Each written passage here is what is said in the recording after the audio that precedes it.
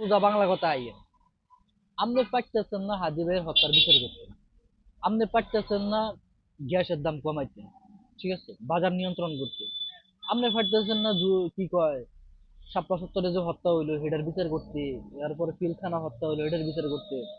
আপনি পারতেছেন না বলতে কিছুই পারতেছেন না, আর বালটাও শিখতে পারতেছেন না। আপনি আপনি যেহেতু পারতেছেন না, না পারা না মাইনা লই আপনি ছাইরা দেন না, আপনি ছাড়েন না, ছাইরা দেন। যে যোগ্য ওর ওই জায়গায় দেন।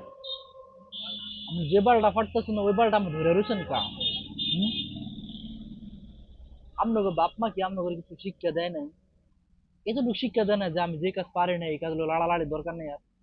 না আমার কথা আপনারা পারতেছেন না, আপনার এই চেয়ারটা অন্তত আল্লাহর রাস্তে ছাইরা দেন। এই চেয়ারটা তো আপনাকে বাপ দাদা আপনাকে কিনে ডিজাইন নাই। এই চেয়ারটা আপনাকে এই যে 5 তারিখের আগে পোলাপান মারা গেছে, ছাত্র জনতা মারা গেছে, এটার বিনিময়ে আপনারা এই চেয়ারটা পাইছেন। এবং এটা পাওয়ার পরে যে আপনারা নিজেকে বাপ দাদার সম্পত্তি মনে করতেছেন, না না, এটা তো ঠিক না কাজে। আপনি পারতেছেন, আমরা ধরে নিলাম আপনি পারতেছেন না, কোনো একটা কারণে আপনার মাথার উপরে কেউ একজন আছে যে আপনার মাথাটা টিপা ধরে রাখছে, হেললে বলে আপনি পারতেছেন না, বা আপনি সাহস পাইতেছেন না কারোর কইবার, কারণ নাম কইবার লাগে যে কিনলে আপনি পারেন না।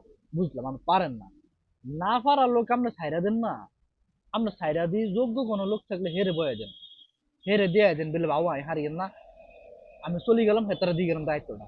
এরকমটাই করেন না, এটা তো করেন না, বিচারও করেন না, দনটা ধরে লটকি রয়েছেন আপনারা খালি কিনলে। না আপনাকে কি মায়া দেয়া লাগে না? আমরা নিজেকে তো পোলাপাইন মারা যায় নাই, নিজেকে তো কারো মনে করেন ক্ষয়ক্ষতি হয় নাই, এলা মায়া লাগে না? যতক্ষণ পর্যন্ত নিজেকে ক্ষয়ক্ষতি পোলাপাইন মারা না যাবে ততক্ষণ পর্যন্ত লটকে থাকবেন।